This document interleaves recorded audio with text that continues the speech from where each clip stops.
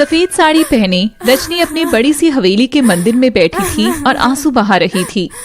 तभी उसके दोनों बच्चे सोम और नगीना उसके पास आते हैं। माँ, क्या हुआ? आजकल आप यहाँ बैठकर रोती क्यों रहती हैं? हाँ माँ, और आप आजकल रोज सफेद साड़ी क्यों पहनती हैं? बेटा, वो तेरे पापा भगवान जी के पास गए हैं ना, तो मुझे उनकी बहुत याद आती है। पर आपने तो बोला था कि पापा वापस आ जाएंगे, फिर क्यों रोती हैं? हाँ, लेकिन उन्हें अभी काफी वक्त लगेगा आने में। तो फिर रोने वाली क्या बात है? कुछ नहीं बेटा, तुम जाओ खेलो। तभी रजनी का देवर गोपाल और देवरानी सुभद्रा भी अपनी बेटी नीरू के साथ वहाँ आ जाते हैं। नीरू बेटा, तुम भी जाओ, सोम और नगीना के साथ खेलो। ठीक है पापा। तीनों बच्चे खेलने लगते हैं। भाभी जी, आप बस ऐसे ही मंदिर में बैठकर रोती रहती हैं। हमसे आपका ये रोना देखा नहीं जाता। हाँ जेठानी जी, अब जिंदगी में आगे बढ़ना ही होगा। हाँ, अब मैं शिव जी की पूजा में और बच्चों में ही अपनी जिंदगी निकाल दूंगी। हाँ जेठानी जी, आखिर इन बच्चों को भी अभी आपके सहारे की ज्यादा जरूरत है। हाँ सुभद्रा, इनका तो मैं अच्छे से ध्यान रखूंगी ही। वक्त के साथ मेरा दुख कम हो जाएगा। जरा देखो तो तीनों कैसे खेल रहे हैं, कितने खुश हैं ये आपस में। अभी इन बच्चों को क्या पता है कि पापा कभी वापस नहीं आएंगे।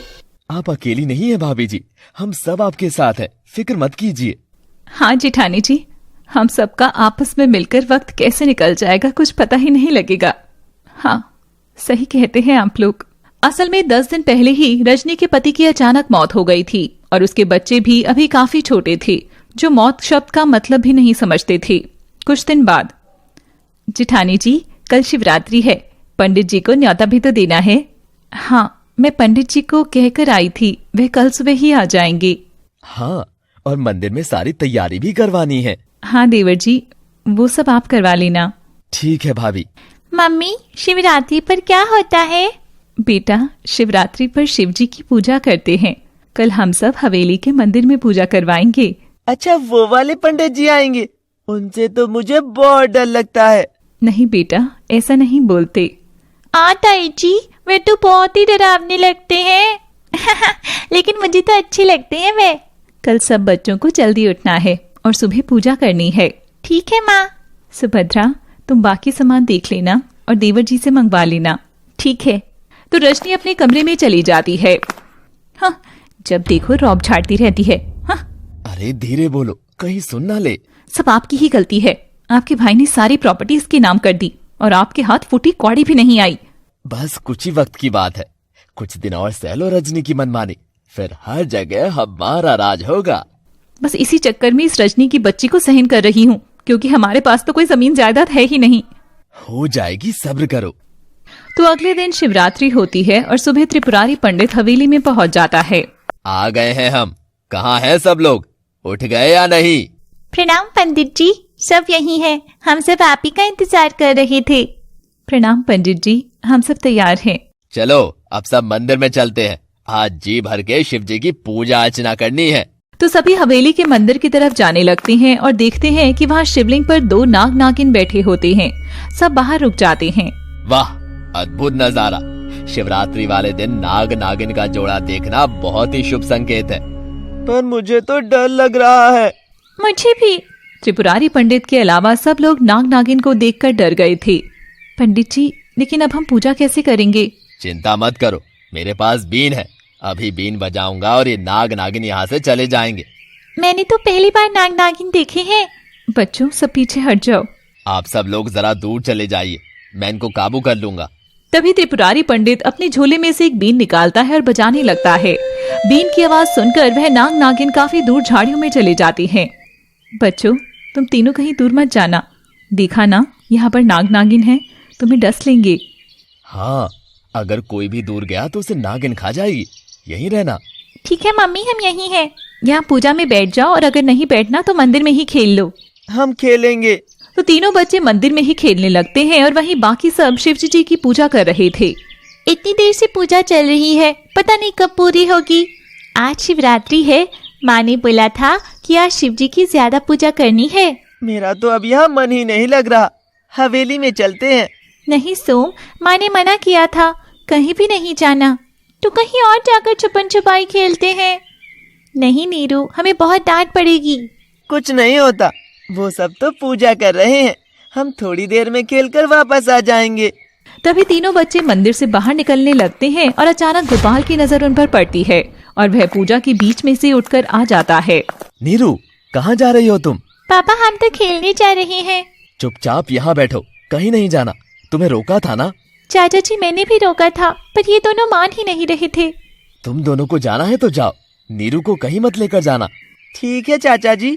तो गोपाल नीरू को अंदर ले जाता है और अपने साथ बिठा लेता है।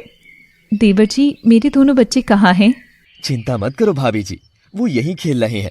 मैं उन्हें समझा कर आया हूँ, वो कहीं नहीं जाएंगे। अच्छे से कह दिया ना? हाँ हाँ, नीरू तो अपनी मर्जी से ही मेरे साथ आई है। झूठ बोलते हैं पापा, धक्के से ले आए मुझे। चुप कर। तभी रजनी पीछे मुड़कर देखती है तो उसके बच्चे वहीं खड़े थे और रजनी को यह देखकर थोड़ा अच्छा लगता है। नगीना, चलो ना, मैं तो यहाँ खेलकर थक गया हूँ, हम वहाँ पेड़ के पास चलते हैं। अच्छा चल, चुपके से निकल। तो नगीना और सोम मंदिर से थोड़ा आगे पेड़ों की तरफ चले जाते हैं। नगीना, तुम छुप जाओ, मैं तुम्हें ढूंढता हूँ। ठीक है, तुम गिनती गिनो, तब तक मैं छुपती हूँ। आंखें बंद कर लो। 1 2 3 4। कहाँ जाऊँ, कहाँ छिपूं? नगीना यहाँ वहाँ देख रही थी, तभी उसे एक बड़ी सी झाड़ी दिखती है। इस झाड़ी के पीछे छुप जाती हूँ। तो जैसे ही नगीना झाड़ी के पीछे छिपती है, एक नागिन आती है और उसे डस लेती है।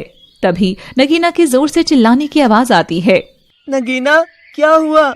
कहाँ? नगीना की चीख मंदिर में सभी को सुनाई दे जाती है। रजनी घबराकर खड़ी हो जाती है। हे भगवान, ये तो नगीना की चीख है। माँ, चाचा जी, जल्दी आओ यहाँ, नगीना बेहोश हो गई है। तभी सब लोग पूजा छोड़कर उस तरफ आते हैं और देखते हैं कि नगीना के पैर पर सांप ने डसने का निशान है। रजनी रोते हुए उसे गोद में लेती है। हे भगवान, इसे तो नागिन ने डस लिया है। अब क्या होगा? नगीना बेटी की सांस भी रुक गई है। नहीं, शिवजी, यह क्या किया? पहले मेरा पति छीन लिया और अब मेरी बेटी भी। ऐसे मत करो शिवजी। आप चिंता मत करो भाभी, हम सब हैं आपके साथ। हाँ जेठानी जी, आप रहने दीजिए। देवर जी, आपने मेरे बच्चों का ध्यान क्यों नहीं रखा? इन्हें जाने से क्यों नहीं रोका? इन दोनों को भी साथ ही बिठा लेते। भाभी, मैंने समझाया था बच्चों को। रजनी, चिंता मत करो, मैं कुछ करता हूँ। पंडित जी, कुछ कीजिए, मेरी बेटी को बचा लीजिए। रजनी बहुत जोर जोर से रो रही थी क्योंकि उसकी बेटी की मौत हो चुकी थी और उसका शरीर नीला पड़ गया था। तभी त्रिपुरारी पंडित अपनी बीन लेकर आता है। मैं उस नागिन को बुलाता हूँ। पंडित बीन बजाना शुरू करता है। ये पंडित जी क्या कर रहे हैं? नागिन को क्यों बुला रहे हैं? मुझे लगता है ये उस नाग को बुलाकर जहर निकलवाएंगे। तभी थोड़ी देर में बीन की आवाज से वह नागिन वहां आती है और नगीना के पैर से जहर पीने लगती है। हे भगवान, मेरी बेटी की जान बचा ले, ठीक कर दे मेरी बेटी को। और थोड़ी देर में नगीना को होश आ जाता है और रजनी उसे रोते हुए गले से लगा लेती है। माँ, वहाँ पर बड़ी सारी नागिन थी, मेरे पैर में डस गई, मैंने देखा था। हाँ बेटा, इसलिए मैंने तुम दोनों को रोका था कि कहीं और मत जाना। हमसे गलती हो गई माँ, हमें माफ कर दो। शुक्र है शिवजी की कृपा से तू ठीक हो गई, वरना मैं तो मर ही जाती। अब सब ठीक हो गया है रजनी, और सब लोग सावधान रहना। इस जगह पर नाग नागिन का जोड़ा रहता है। ठीक है पंडित जी, आपका बहुत बहुत धन्यवाद। अब से हम ध्यान रखेंगे। तो सब लोग वापस हवेली में आ जाते हैं। मुझे तो यह हवेली ही मनहूस लगती है, यहाँ सब कुछ बुरा ही बुरा हो रहा है। नहीं भाभी जी, भला हवेली मनहूस थोड़ी ना हो सकती है। मेरा मन नहीं मानता अब यहाँ रहने के लिए, मैं यहाँ नहीं रह सकती। तो फिर और कहाँ रहने जाएंगे हम?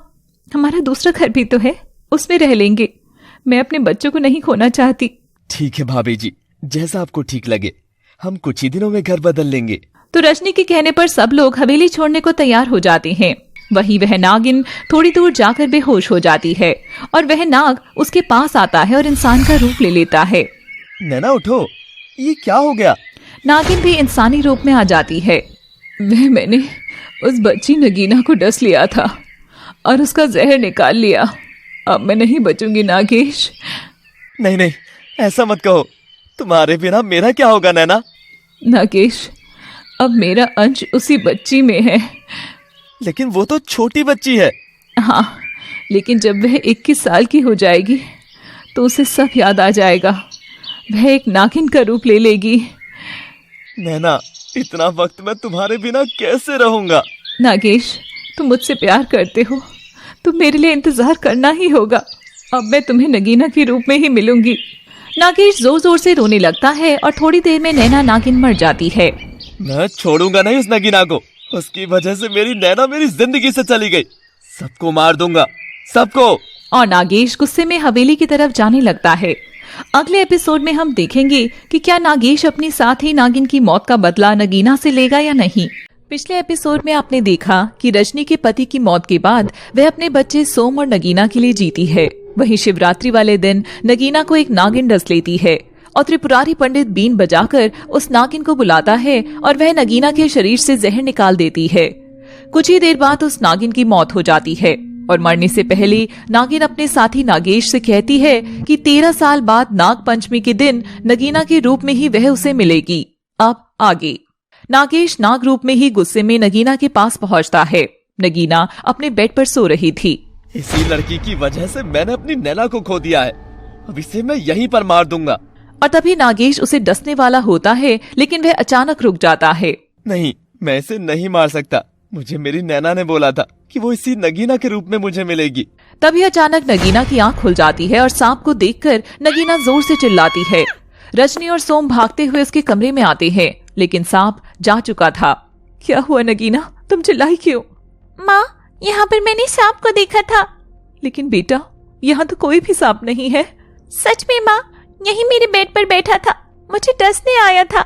बेटा, तुमने कोई बुरा सपना देखा होगा। नहीं माँ, मुझे बहुत डर लग रहा है। माँ, मुझे डर लग रहा है, कहीं वो सांप फिर से नगीना को डस ना ले। और रजनी रोते हुए अपने बच्चों को गले से लगा लेती है। चिंता मत कर बेटा, अब हम इस हवेली में नहीं रुकेंगे, कल ही हम यहाँ से चले जाएंगे। ठीक है माँ। तो अगले दिन रजनी हवेली से जाने की तैयारियां कर रही थी। भाभी, अभी से ही सारी तैयारियां करने लगी हो? हाँ देवर जी, अब मैं एक दिन और इस हवेली में रुकना नहीं चाहती। लेकिन कुछ दिन तो रुको भाभी, ऐसे कैसे अचानक से जाएंगे? मैं नहीं जानती, लेकिन नगीना ने कल फिर से हवेली में सांप देखा था और मैं अपने बच्चों की जान को खतरे में नहीं डाल सकती। क्या सांप फिर से आ गया था? हाँ, नगीना तो यही कह रही थी। भाभी, उसे कोई सपना आया होगा। हाँ जेठानी जी, सांप आता तो फिर से डस जाता ना उसे। शुभ शुभ बोलिए आप। अच्छा है मेरी बच्ची बच गई। तभी उनके घर पर त्रिपुरारी पंडित आ जाता है। क्या बात है, कहाँ जाने की तैयारी हो रही है? प्रणाम पंडित जी, हम ये हवेली छोड़कर जा रही हैं।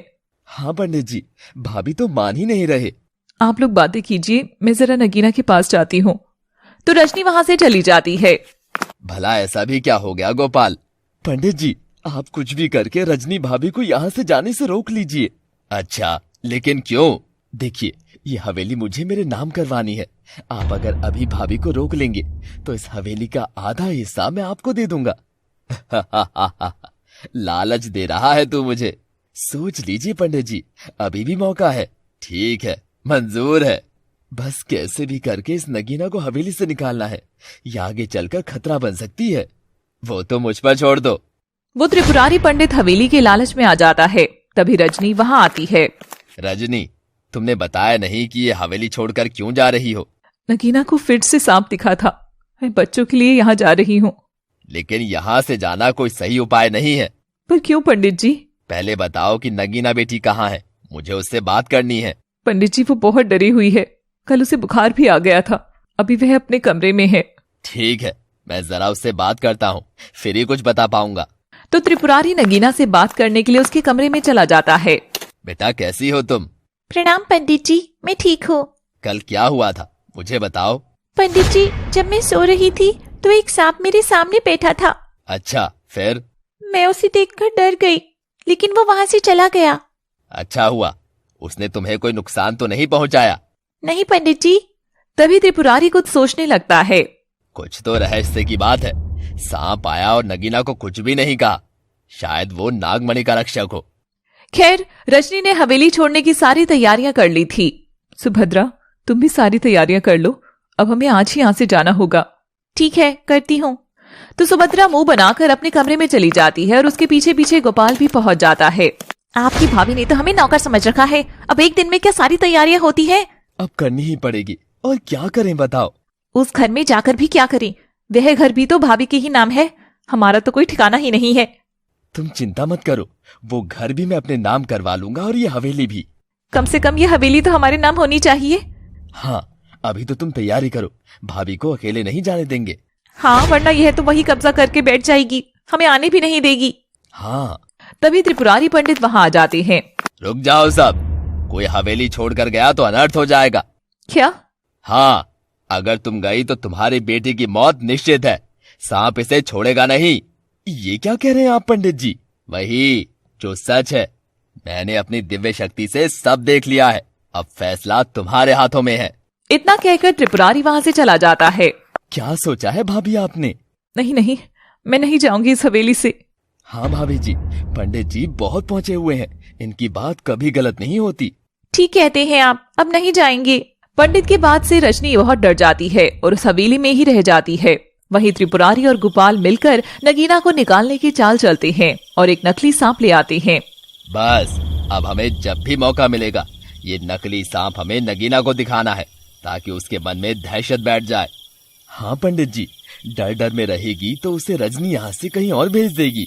तो घर में जब भी गोपाल को मौका मिलता वह नगीना के पास नकली सांप फेंक देता और नगीना जोर जोर से चीखें मारती थी, कभी कमरे में, कभी रसोई में, कभी छत पर। माँ, मुझे बार बार सांप दिखाई देता है।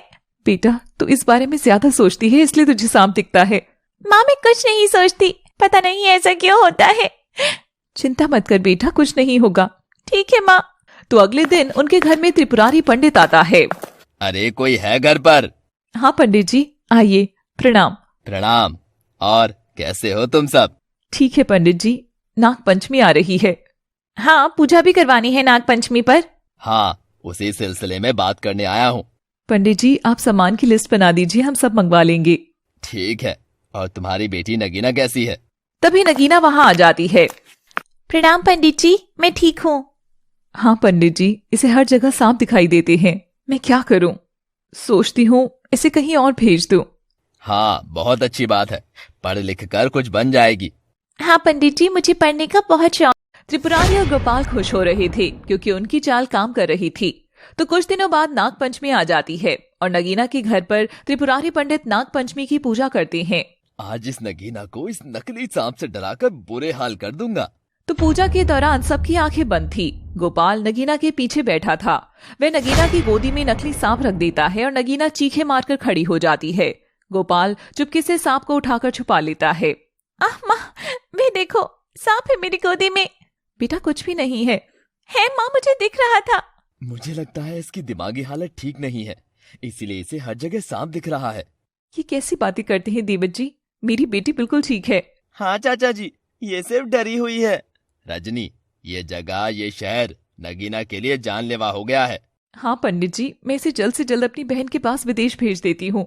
हाँ भाभी, जैसा आपको ठीक लगे। वैसे भी इसे पढ़ने के लिए भेजना ही था, बाहर रहेगी तो यह सब कुछ भूल जाएगी। अब इतनी दूर पढ़ने के लिए क्या भेजना, हमारे शहर में भी तो स्कूल कॉलेज है ना। नगीना की जान बचाने के लिए उसका यहाँ से जाना ही सही है।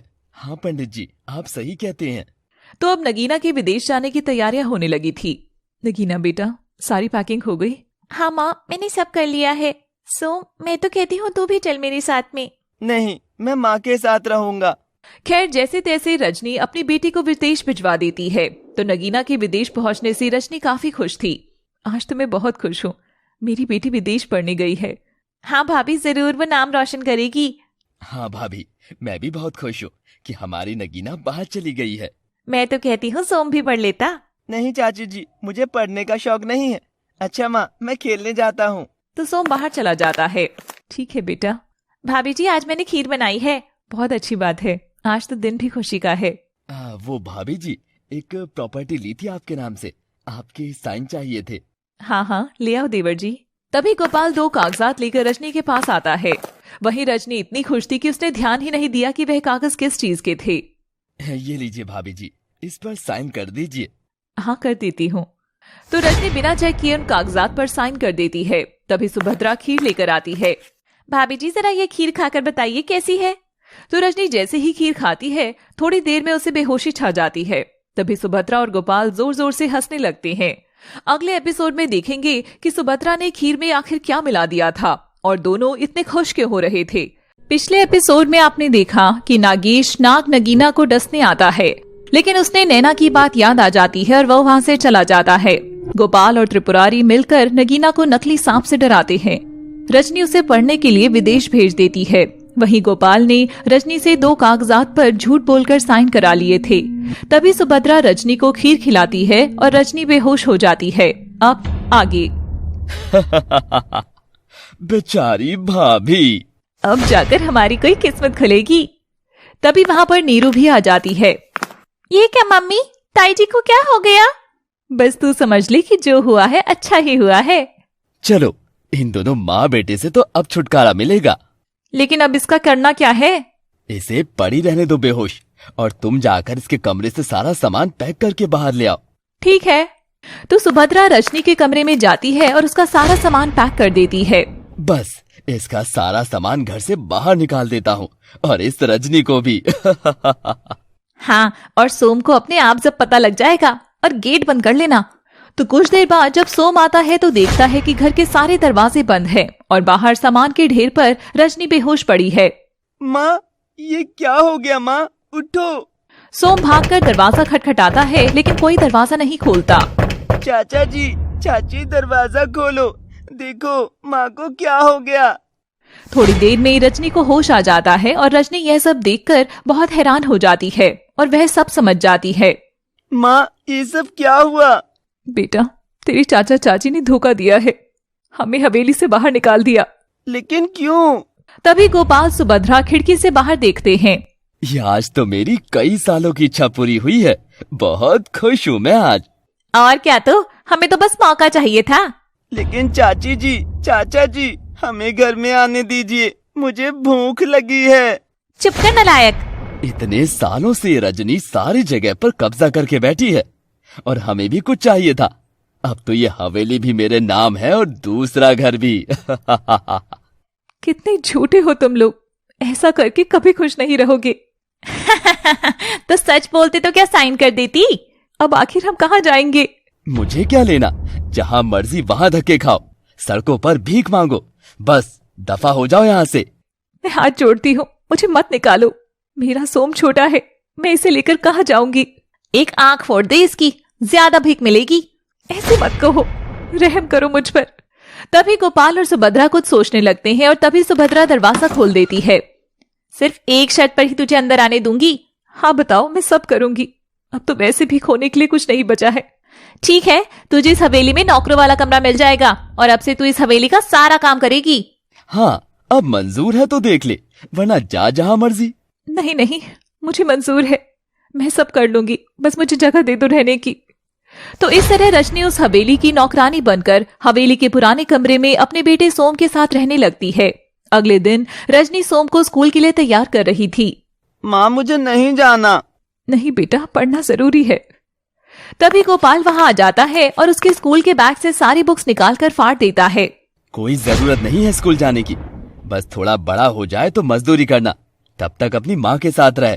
तो इस तरह गोपाल और सुभद्रा मिलकर रजनी पर बहुत अत्याचार करते थे और रजनी सिर्फ सहती थी और दुख झेल रही थी। पता नहीं कैसी किस्मत है मेरी। रोती क्यों हो माँ? कुछ नहीं बेटा, तेरी बहन नगीना को याद कर रही हूँ। वो कब वापस आएगी? बहुत साल पड़े हैं अभी उसे आने में। इन्हीं दुख और अत्याचारों के बीच 13 साल बीत जाते हैं और आखिर वह वक्त भी आ जाता है जब नगीना वापस अपने घर आ रही थी। तो नगीना अपने घर पहुंचती है। जैसे ही दरवाजा खटखटाती है, सामने नीरू आ जाती है। तुम कौन हो? नीरू मैं हूँ, नगीना। ओहो, कपड़े तो देखो इसके, इतना फैशन करके आई है महारानी। पर अच्छे लग रहे हैं ना? चुप कर नीरू। तभी रजनी और सोम अपनी फटी हालत में आते हैं और नगीना को गले से लगा लेते हैं। माँ, सोम, ये सब क्या हाल हो गया है आपका? ये सब चाचा चाची ने किया है। लो, आते ही चुगली शुरू। नगीना तू चल कमरे में। तो रजनी अपनी बेटी को अपने पुराने कमरे में ले जाती है और पिछले सालों की सारी बात बताती है। यह चाचा चाची ने हमें इतना बड़ा धोखा देकर अच्छा नहीं किया। अब क्या करे बेटा, आजकल किसी का भरोसा नहीं। चिंता मत करो माँ, अभी मैं आ गई हूँ, सब संभाल लूंगी। ठीक है बेटा। अगले दिन नगीना का बार बार मंदिर की तरफ पेड़ों वाली जगह जाने का मन करने लगता है। पता नहीं क्यों आज बार बार मेरा उस तरफ जाने का मन हो रहा है, जरा जाकर आती हूँ। तो नगीना मंदिर की तरफ उस जगह पर जाती है। तभी उस पेड़ों के बीच कोई लड़का दिखाई देता है। अरे, ये कौन है इस सुनसान जगह पर? शक्ल भी नहीं दिख रही। पीछा करती हूँ। तो नगीना पेड़ों के बीच अंदर तक जाती है और उस लड़के के पीछे पीछे जंगल की तरफ चली जाती है। सुनो, रुको, तुम कौन हो? तभी नागेश रुक जाता है। मैं नागेश हूँ। अच्छा। नगीना नागेश को देखकर काफी खुश थी क्योंकि नागेश का रूप ही ऐसा था। तुम तो दिखने में काफी अच्छे लगते हो, और इस जगह पर क्या कर रहे हो? नागेश कुछ बोले बिना आगे चला जाता है। अरे इतना घमंड, जवाब भी नहीं दे रही। अच्छा, मुझसे दोस्ती करोगे? कभी नहीं, मैं यहाँ किसी के इंतजार में आता हूँ। अच्छा, कौन, लड़का या लड़की? मेरी साथी, मेरी जीवन संगिनी। नगीना को यह सुनकर बुरा लगता है। तभी उस तरफ सोम नगीना को आवाज लगाते हुए आता है। नगीना, नगीना कहाँ हो? और तभी नागेश एक पेड़ के पीछे छुप जाता है। हाँ सोम, क्या हुआ?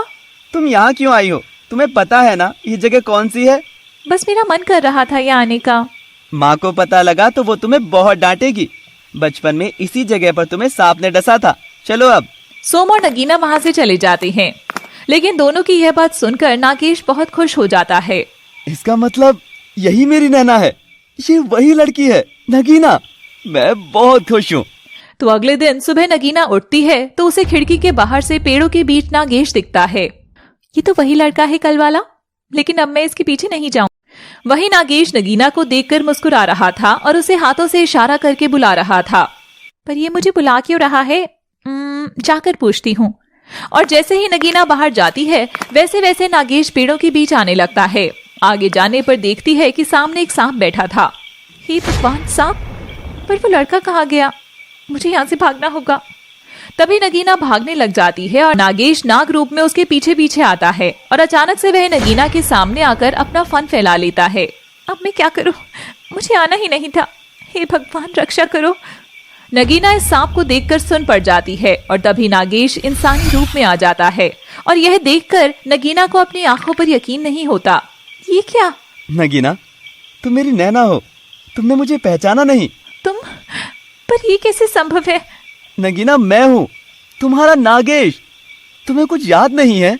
कौन सी याद? क्या बात कर रहे हो तुम? मुझे जाने दो। मैं तुम्हें यहाँ से जाने के लिए नहीं रोक रहा हूँ, लेकिन नगीना, हम दोनों एक दूसरे के लिए बने हैं। ये क्या बकवास कर रही हो तुम? तुम एक नाग हो? नगीना, तुम भी एक नागिन हो। बकवास मत करो, मुझे जाने दो यहाँ से। मैं हाथ जोड़ती हूँ। नहीं नहीं नगीना, हाथ मत जोड़ो। तुम यहाँ से जा सकती हो, लेकिन मैं जानता हूँ तुम एक दिन जरूर मेरे पास आओगी। नहीं, मैं दोबारा इस जगह पर कभी नहीं आऊंगी। मेरी याद और मेरा प्यार तुम्हें यहाँ खींच लाएगा। नहीं, ऐसा नहीं होगा। तुम मेरी नगीना हो और हम एक दूसरे के हैं। मुझे जाने दो। तभी नागेश अपना नाग रूप ले लेता है और वहां से चला जाता है और नगीना भी जल्दी घर आ जाती है। क्या हुआ बेटा? तू बहुत घबराई हुई लग रही है। नहीं माँ, कुछ नहीं हुआ, बस आज मैं थोड़ा थक गई हूँ। अच्छा, सो जा, कल वक्त पर उठ जाना। नाग पंचमी है, पूजा भी करनी है। तो रात में जब नगीना सोने जाती है तो बार बार उसका उसी जगह जाने का मन करता है। ये मुझे क्या हो रहा है? वह जगह मुझे खींच क्यों रही है? आखिर क्या बात है? तो रात के 12 बजे जैसे ही नाग पंचमी शुरू होती है, नगीना की आंख खुल जाती है और उसे बेचैनी होने लगती है। ये मुझे क्या हो रहा है? अचानक मेरा दम क्यों घुटने लग गया? छत पर चली जाती हूँ। छत पर जाने के बाद जैसे ही चांद की रोशनी नगीना पर पड़ती है तभी उसके हाथ पैर सांप जैसे होने लगते हैं। हे भगवान, ये मुझे क्या हो रहा है? मेरा शरीर क्यों बदल रहा है?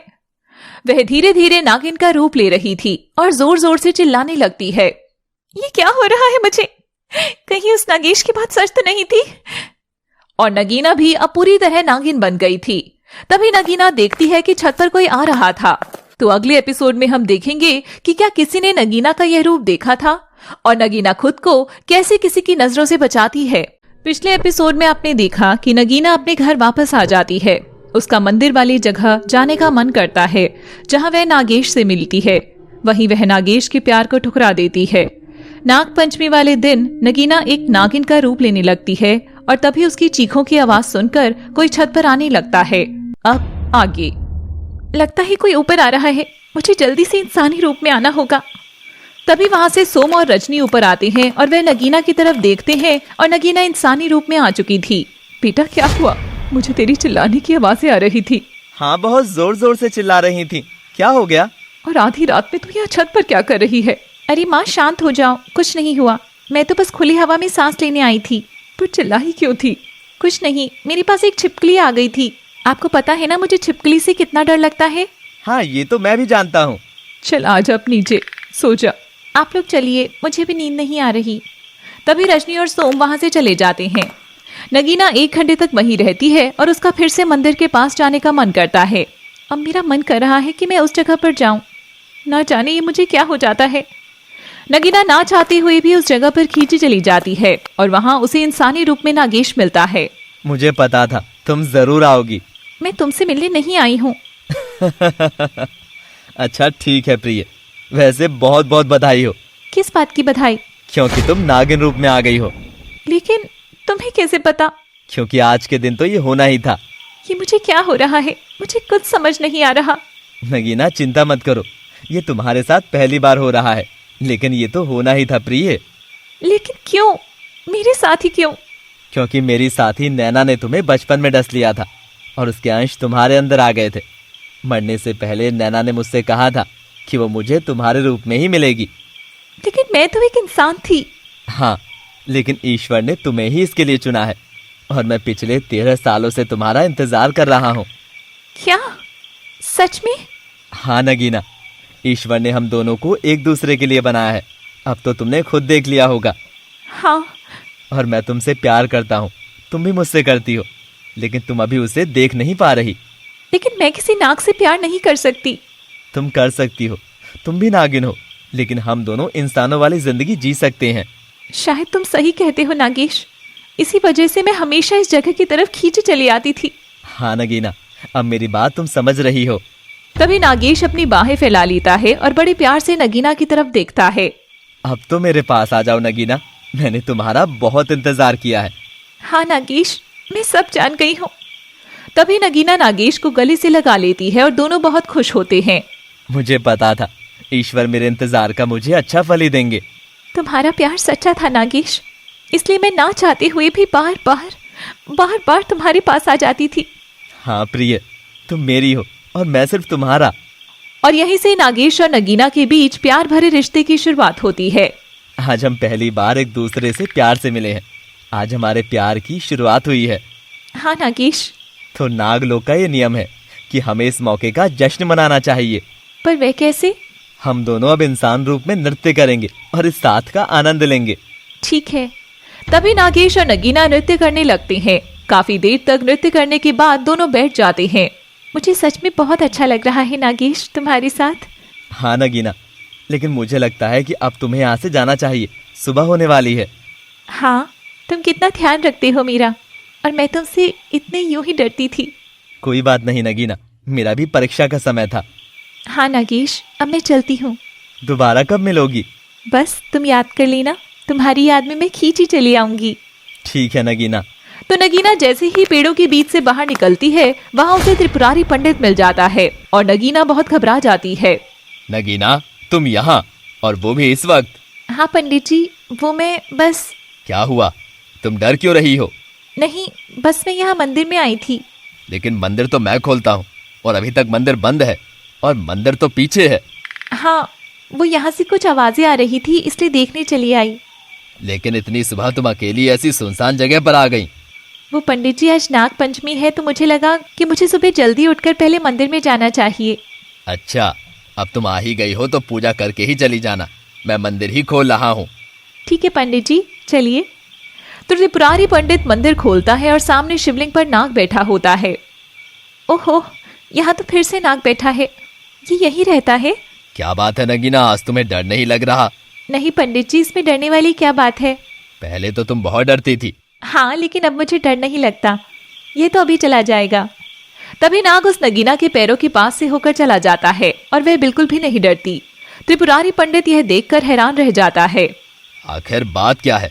नगीना डर नहीं रही नाग से, वरना ये लड़की तो नाग के नाम से भी कांपती थी। क्या हुआ पंडित जी, क्या सोच रही हैं आप? नहीं, कुछ नहीं। चलो पूजा करते हैं। तो पूजा करने के बाद नगीना अपने घर जाती है और तब तक उसकी माँ भी उठ गई थी। नगीना, यह तुम इतनी सुबह बिन बताए कहाँ चली गई? अरे माँ, मैं तो मंदिर गई थी पंडित जी के साथ, चाहो तो पूछ लेना। अच्छा बेटा, बता कर तो जाती। आज हवेली में नाग पंचमी की पूजा रखवाई है, अच्छा, तो सुबह त्रिपुरारी पंडित घर में आता है और सीधा गोपाल के पास चला जाता है। यह पंडित जी आते ही सीधा चाचा जी के पास कैसे चले गए माँ? पता नहीं बेटा, काफी सालों से पंडित जी पहले तेरे चाचा से ही मिलते हैं। माँ, आपको कुछ अजीब नहीं लगता? पहले तो पंडित जी ऐसे नहीं करते थे। मैंने तो इस बारे में कुछ भी नहीं सोचा, कोई बात करते होंगे। अच्छा। तो नगीना चुपके से नागिन का रूप लेकर उनके कमरे के अंदर चली जाती है और अलमारी के पीछे छुपकर उनकी सारी बातें सुनती है। पंडित जी, अब कुछ उपाय बताइए। अब क्या सारी जिंदगी ये तीनों हमारे घर में ही बैठे रहेंगे? तुम चिंता मत करो, पहले भी तो नगीना को घर से निकलवा दिया था ना, अब भी कुछ कर लेंगे। हाँ, एक नगीना की ही कमी थी, ऊपर से यह और आ गई। हाँ, पर मुझे तो नगीना दीदी अच्छी लगती है, उनके कपड़े कितने सुंदर हैं। चुप रह, तेरे अंदर तो दिमाग ही नहीं है, तो कुछ मत बोल। अब कौन सी चाल चले पंडित जी? फिलहाल तो मुझे सोचने दो, और अभी तो जाकर पूजा करते हैं। उनके सामने मेरा ये रूप नहीं आना चाहिए। नहीं नहीं, रजनी तो आपको पूजती है और आपकी हर बात मानती है। उन्हें क्या पता कि इस हवेली से बेदखल करने में आपका हाथ है, और बदले में आपने हमसे हवेली का आधा हिस्सा भी लिया था। इतने गुस्ताखी! चुप रहो सुभद्रा, तुम भी कैसी बातें करती हो? वो हमने अपनी मर्जी से ही दिया था। चलो। यह बात सुनकर नगीना के होश उड़ जाते हैं, क्योंकि नगीना और उसकी माँ त्रिपुरारी पंडित में बहुत विश्वास करते थे, लेकिन उन्हें क्या पता था कि पंडित इतना धोखेबाज है। पंडित जी, पूजा हो गई? हाँ बेटी। माँ, अब तो पूजा हो गई है, मैं पंडित जी से कुछ पूछना चाहती थी। हाँ बेटी, बोलो। पंडित जी, हमें इस हवेली से बेदखल करने के बदले आपने आधी हवेली अपने नाम करवा ली थी, और अब क्या लेने वाले हैं? यह बात सुनकर गोपाल का परिवार और पंडित हैरान हो जाते हैं। ये तुम कैसी बातें कर रही हो? मेरी माँ को और मुझे तो लगता था कि आप बहुत पहुंचे हुए पंडित हैं और कभी झूठ नहीं बोलते, पर आप तो कितने बुरे कर्म कर बैठे हैं। बेटा नगीना, ये तू क्या बोल रही है? माँ, मैं वही बोल रही हूँ जो सच है, आपको तो शायद यकीन ही नहीं हो रहा होगा। मैं भला पंडित जी को हवेली क्यों दूंगा? अच्छा, ऐसा है तो हवेली के कागजात दिखाइए, फिर बताऊंगी कि क्या देंगे। ज्यादा बहस मत कर, वरना तीनों को अभी धक्के मारकर बाहर निकाल दूंगा। निकाल कर देख लेना, उसका जवाब भी दे दूंगी मैं। रजनी, अपनी बेटी पर जरा काबू रखो, ये हद से आगे बढ़ रही है, और मेरा अपमान करके इसने अच्छा नहीं किया। नहीं पंडित जी, आप गुस्सा मत कीजिए, अब तो इसे मेरा श्राप लगेगा। इसके बाद त्रिपुरारी गुस्सा होकर वहाँ से चले जाते हैं। ये तूने क्या किया? माँ, चिंता मत कीजिए, ऐसे लोगों का कुछ नहीं हो सकता। रजनी, तेरी बेटी की जुबान बहुत लंबी हो गई है, लगता है काटनी पड़ेगी। काट कर देख लीजिए, आपको पता लग जाएगा। अच्छा, तो तू अब मुझे धमकी देने लगी है, अभी बताता हूँ। तभी हवेली में चारों तरफ सांप ही सांप आ जाते हैं, और वो गोपाल और सुभद्रा की तरफ जा रहे थे। यह सब नगीना ही कर रही थी। मम्मी, सांप! हे राम, इतने सारे सांप कैसे आ गए? सभी चिल्लाने लगते हैं। तभी नगीना जोर जोर से हंसने लगती है। जल्दी से चलो यहाँ से, कमरे बंद कर लो।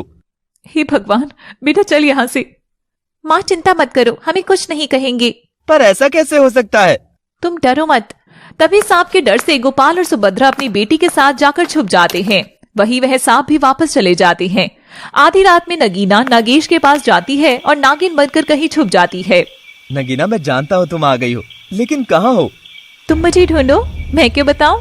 अच्छा, अब तुम मेरे साथ खेल रही हो? हाँ बिल्कुल, अब मुझे जल्दी से ढूंढो। ठीक है, अभी ढूंढ लूंगा। आखिर नागेश उसे ढूंढ लेता है और दोनों इंसानी रूप में आ जाते हैं। देखा, ढूंढ लिया ना? हाँ, तुम तो मुझे हर जगह ढूंढ ही लेते हो। तुम्हारे सिवा मेरा है ही कौन, तुम्हें तो ढूंढना ही पड़ेगा। हाँ नागेश, मैं सिर्फ तुम्हारी हूँ। और नागेश और नगीना एक दूसरे को गले लगा लेते हैं, और वहीं दूर से त्रिपुरारी पंडित यह सब देख लेता है। तो ये है सच्चाई, नगीना एक नागिन है, इसीलिए वो सब हो रहा था। मुझे तो पहले ही इस लड़की पर शक था। वह नागेश और नगीना से इस बात से बेखबर थे कि त्रिपुरारी उनकी सच्चाई जान गया है। अब तो मेरी जिंदगी में बाहर आ जाएगी। बिना मेहनत के ही नाग बड़ी मिल जाएगी, और क्या चाहिए भला। तो अगले एपिसोड में हम देखेंगे कि त्रिपुरारी नगीना की यह सच्चाई जानकर क्या करता है, और क्या नगीना का यह राज सबके सामने आएगा। पिछले एपिसोड में आपने देखा कि नगीना ने नागेश को स्वीकार कर लिया था। वहीं नगीना ने त्रिपुरारी पंडित की सारी सच्चाई भी अपनी माँ को बता दी थी। त्रिपुरारी पंडित को पता लग चुका था कि नगीना एक नागिन है और वह नागेश नाग से मिलने चाहती है। वहीं त्रिपुरारी पंडित नगीना की नागिन होने की सच्चाई सबको बताने वाला था। अब आगे। नागेश से मिलने के बाद नगीना घर आ जाती है और थोड़ी ही देर बाद त्रिपुरारी पंडित भी उनके घर पहुंच जाता है। है क्या कोई घर में? पंडित जी, आप अचानक से इतनी सुबह सुबह? जरा नगीना को तो यहाँ बुलाओ। क्या हुआ पंडित जी, आप काफी भड़के हुए लग रहे हैं। नहीं नहीं, मैं बहुत खुश हूँ, सच में बहुत खुश हूँ मैं। अच्छा, ऐसा क्या हो गया? अभी पता लग जाएगा जब तुम्हें अपनी नागिन बेटी की सच्चाई पता लगेगी। क्या नागिन? आप कहना क्या चाहते हैं पंडित जी? हाँ, सही सुना। नगीना तुम्हारी बेटी एक नागिन है। आप कैसी बातें कर रहे हैं पंडित जी? मैं नहीं मानती ये सब। अभी सब दिख जाएगा। यह असंभव है पंडित जी, मैं तो आपकी बातों से हैरान हूँ। कहीं आप कोई मजाक तो नहीं कर रहे? मैं मजाक नहीं करता, मैं एक तंत्र मंत्र वाला पंडित हूँ, मेरी बातें मजाक नहीं होती। तभी त्रिपुरारी बीन बजाने लगता है और नगीना को बीन की आवाज सुनाई देने लगती है और तभी वहाँ एक सांप रेंगते हुए आ जाता है। माँ, ये देखो सांप। हाँ बेटा, दूर रहे। देखा, आ गई तेरी बेटी। नहीं, यह मेरी बेटी नहीं है। तभी त्रिपुरारी और जोर से बीन बजाने लगता है और तभी वह सांप इंसानी रूप में आ जाता है और वह और कोई नहीं बल्कि नगीना ही थी। देखो सब सच्चाई। घर के सभी लोगों को यह देखकर होश उड़ जाती हैं। हे भगवान, मेरी बेटी एक नागिन है। हाँ, तेरी बेटी एक नागिन है। हे भगवान, दूर हो जाओ इससे। हाँ, सब दूर रहो, अब तो ये नागिन सिर्फ मेरे काम आएगी। नगीना, तुम एक नागिन हो। माँ देखो ना। हाँ सोम, उससे दूर हो जाओ, ये हमें डस लेगी। जल्दी से कमरे में जाओ। नहीं माँ, इसे मत करिए, मैं आपको कोई नुकसान नहीं पहुंचाऊंगी। हे भगवान, हम इतने टाइम से नागिन को पाल रहे थे। ये रजनी ने ही नागिन पैदा की है, अब हम इनके साथ एक पल नहीं रह सकते। लेकिन माँ, नगीना ने तो कभी किसी को नुकसान नहीं पहुंचाया, हम इतने वक्त से साथ ही तो थे। तू चुप कर। नगीना, चुपचाप मेरे साथ चलो। हरगिज नहीं दुष्ट, मैं तेरे साथ कभी नहीं जाऊंगी। ऐसे नहीं मानेगी तू। तभी त्रिपुरारी उस पर एक पाउडर छिड़क देता है जिससे नगीना तड़पने लगती है। माँ, बचाओ मुझे माँ। नहीं, मैं कुछ नहीं कर सकती, मैं एक नागिन का साथ नहीं दे सकती। चलो माँ कमरे में। तभी रजनी और सोम कमरे में चले जाते हैं। तभी त्रिपुरारी नगीना पर बार बार पाउडर छिड़कता है जिससे नगीना बेहोश हो जाती है। गोपाल, नगीना को उठाकर मेरे साथ चलो। लेकिन कहाँ? हम इससे नागमणि लेना चाहते हैं और मुझे इसमें तुम्हारी मदद चाहिए। और इसके बाद गोपाल नगीना को उठाकर त्रिपुरारी के साथ किसी रहस्यमयी जगह पर चला जाता है। इसे कहाँ लेकर जाना है पंडित जी? इस नगीना को हम पहाड़ी की गुफा में ले जाते हैं और वहाँ मैं इसे तड़पाऊंगा और इससे नागमणि लेकर ही रहूंगा। तो त्रिपुरारी और गोपाल बेहोश नगीना को उठाकर एक गुफा में ले जाते हैं और पंडित वहाँ बीन बजाना शुरू करता है। तभी नगीना को होश आता है। त्रिपुरारी, मुझे छोड़ दे दुष्ट, तू मुझे उठाकर क्यों ले आया है यहाँ? क्योंकि मुझे नागमणि चाहिए, भले उसके लिए मुझे कुछ भी करना पड़े। तुझे नागमणि कभी नहीं मिलेगी, तू ढोंगी है। नागमणि तो तुझे देनी ही पड़ेगी, अब मेरे चंगुल से बचकर कहाँ जाएगी? चाचा जी, मुझे बचाइए, ये ढोंगी आपको भी मार देगा। नहीं, मैं तुझे कभी नहीं बचाऊंगा नागिन। तो नगीना बहुत भागने की कोशिश करती है लेकिन त्रिपुरारी बार बार एक पाउडर छिड़क कर उसे रोक लेता है। नगीना चिल्लाती है, मुझे छोड़ दे, मुझे जाने दे। हरगिज नहीं, अब मुझे नागमणि दिए बिना तू यहाँ से नहीं जा सकती। मैं नागिन हूँ और मैं नागमणि की रक्षा करती हूँ। फिर रक्षा करती करती तू भी मारी जाएगी। मैंने पहले भी कई नागिनों को मारा है, अब तू भी मर। दुष्ट, तेरा अंत बहुत बुरा होगा। मेरा अंत तो जब होगा तब होगा, अभी तो तेरा अंत है। तो इसी तरह त्रिपुरारी उस पाउडर से और बीन बजाकर नगीना को तड़पाता है। नगीना कभी नाग बनती है तो कभी इंसान। बहुत मजा आ रहा है मुझे इसे तड़पाने में। हाँ, आज इस नागिन का आखिरी दिन है। और वही नागेश को अपने भीतर यह एहसास हो गया था कि नगीना किसी मुसीबत में है। हे भगवान, मुझे लग रहा है नगीना किसी मुसीबत में है। तभी नागेश नाग रूप में हवेली में चला जाता है पर उसे नगीना कहीं दिखाई नहीं देती। मुझे एहसास हो रहा है कि नगीना बहुत बड़ी मुसीबत में है, मुझे उसके पास जाना होगा। तभी नागेश अपने एहसास से पहाड़ी की गुफा में पहुंच जाता है और वह देखता है कि त्रिपुरारी पंडित नगीना को बहुत तड़पा रहा था। छोड़ दे मेरी नगीना को, वरना तू मारा जाएगा। ओ, तुम्हारा नाग साथी भी आ गया। अब दोनों साथ ही मरेंगे। हम नहीं, तुम दोनों मरोगे। जाने दे इसे। मुझे इससे नागमणि चाहिए। इसे समझाओ कि मुझे नागमणि दे और अपनी जान बचा ले। तुझे नागमणि कभी नहीं मिल सकती, तू इसके लायक नहीं है नीच। तभी नागेश भी इंसानी रूप में आ जाता है और त्रिपुरारी नागेश को भी तड़पाने लग जाता है। छोड़ दे मेरे नागेश को पापी। अब तू पहले तेरे नागेश को ही मरते देख। नहीं, ऐसा मत कर, इसे जाने दे।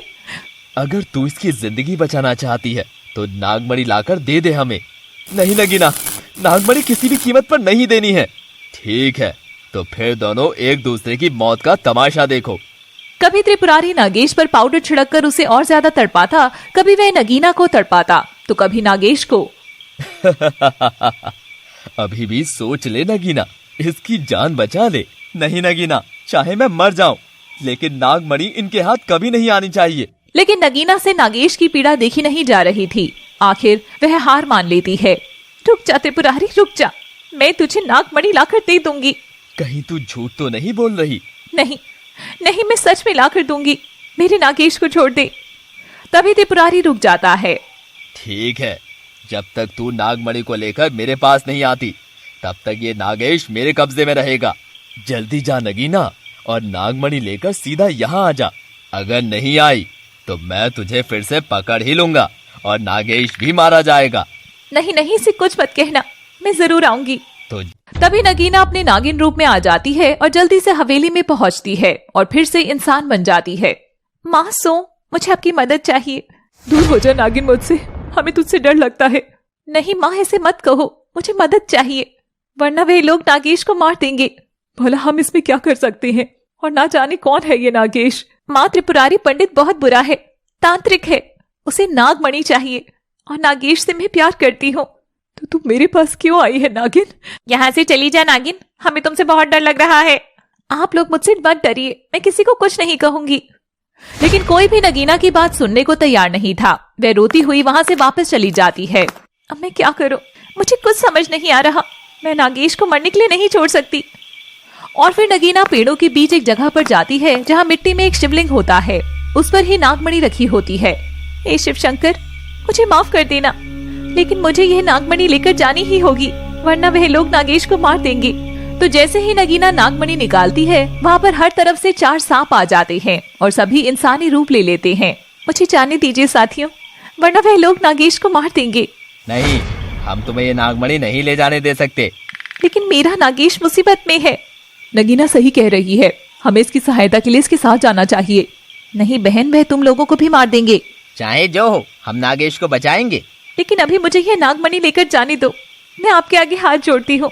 अगर मैं नागमणि के बिना गई तो नागेश की मृत्यु निश्चित है। ठीक है, तुम ये नागमणि ले जाओ, हम भी वहां पर आएंगे और तुम्हारी सहायता करेंगे। तो नगीना जल्दी से नागमणि लेकर उस गुफा में पहुंच जाती है। त्रिपुरारी और गोपाल उसे देखकर बहुत खुश हो जाते हैं। शाबाश नगीना, जल्दी से नागमणि मुझे दे दो। तो गोपाल नागमणि अपने हाथ में लेता है। तभी त्रिपुरारी को गुस्सा आ जाता है। गोपाल, छोड़ दे इस नागमणि को, तू इसे हाथ लगाएगा, तू इस लायक नहीं है। पंडित जी, ये आप क्या कह रहे हैं? तभी त्रिपुरारी अपनी शक्ति से उस पर एक सांप छोड़ देता है और वह गोपाल को डस लेता है। गोपाल वहीं मर जाता है और त्रिपुरारी वह नागमणि उठाकर वहां से भागने लगता है। नागमणि मिल गई। तभी उसके सामने बहुत सारे नाग नागिन आ जाते हैं और त्रिपुरारी के ऊपर चढ़ने लगते हैं। छोड़ दो मुझे, जाने दो। धोखेबाज नगीना, तू अपने साथियों को लेकर आई थी। तूने भी तो धोखा दिया था, और मैं तो अच्छे कार्य के लिए ही यह सब कर रही थी। ये तूने अच्छा नहीं किया। तभी वह सभी नाग नागिन त्रिपुरारी पर चढ़कर उसे मार देते हैं और इस तरह से नागमणि की सुरक्षा भी हो जाती है। आप सभी का बहुत बहुत धन्यवाद साथियों। हाँ, आज आप ही की वजह से हम दोनों जिंदा हैं। कोई बात नहीं बहन, ये तो हमारा फर्ज था। अब हम इस नागमणि को लेकर वापस उसी जगह पर जा रहे हैं। ठीक है। तो सभी नाग नागिन उस नागमणि को लेकर चले जाते हैं। वहीं नगीना और नागेश घर पहुंचते हैं। त्रिपुरारी पंडित ने गोपाल चाचा जी को मार दिया। नहीं। हाँ चाची जी, मैंने कहा था ना कि वह पंडित धोखेबाज है। तभी सुभद्रा और नीरू जोर जोर से रोने लगते हैं। मैं भी माँ को कहती थी, लेकिन इन्होंने मेरी कभी बात नहीं सुनी।